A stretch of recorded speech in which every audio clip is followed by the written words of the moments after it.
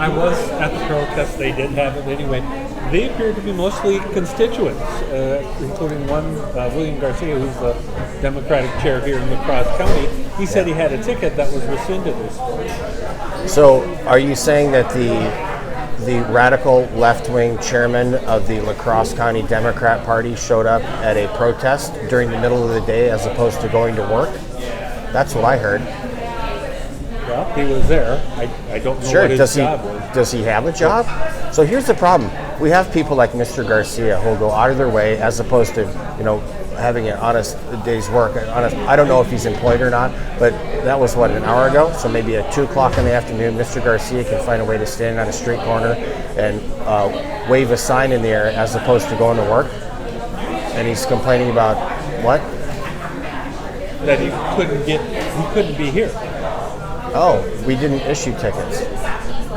There were no tickets issued at all. It's not our event. Okay, this is what I'm talking about. So Mr. Garcia goes around fear-mongering with everybody and telling lies. So this was not our event. So Mr. Garcia, once again, is muckraking because him and his radical left-wing people in the La Crosse Democrat Party have nothing to offer anybody here policy-wise. And they've proven that over and over and over again. Mr. Garcia is lying when he says we're cutting Medicaid.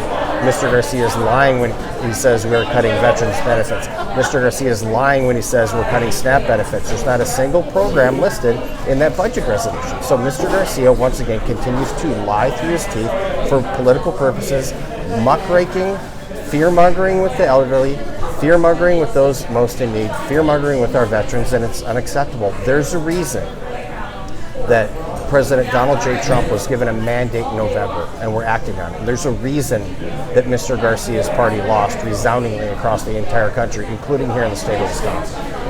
I gave him an update on what's taking place in Washington, D.C. I mean, everyone reads the news, and it appears pretty chaotic right now, and I just wanted to assure everybody that things are going to settle down.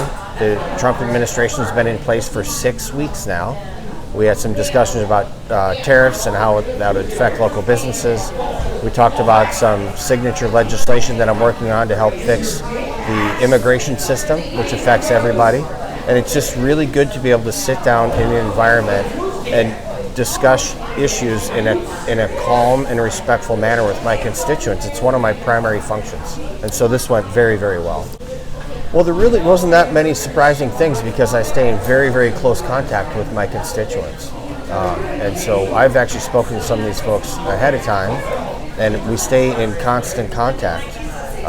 And I always ask somebody, if you have a particular issue, get a hold of our office early so we can start doing some work on it. But it's wonderful to be back here. I mean, standing essentially in the middle of the Mississippi River. There's about 15 bald eagles there earlier, and very thankful to be back in Wisconsin talking to my people.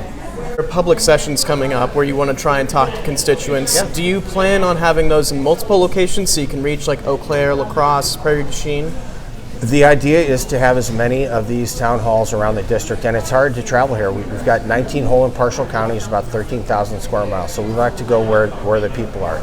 This, again, is a private event that was hosted by the La Crosse area Business Chamber of Commerce, so that's a different story. But when we host our events, we'll do them, try to get to the people so they don't have to do the 4.5-hour drive between Stevens Point and Plantville.